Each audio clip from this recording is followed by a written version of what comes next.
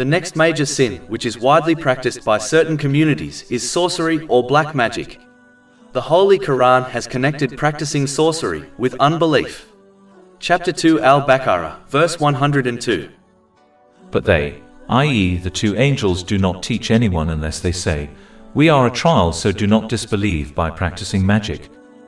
Some commit this sin, believing it is only forbidden when it is actually connected to disbelief. The Holy Prophet Muhammad, peace and blessings be upon him, classified sorcery as one of the destructive sins, meaning, if one does not sincerely repent, it may well cause them to enter hell. This is confirmed in a narration found in Sahih Bukhari, number 2766. It is a deadly major sin, as the one who practices it believes it can change the decree of Allah, the Exalted. Meaning, it can rival and challenge the infinite power of Allah, the Exalted, which is clear unbelief.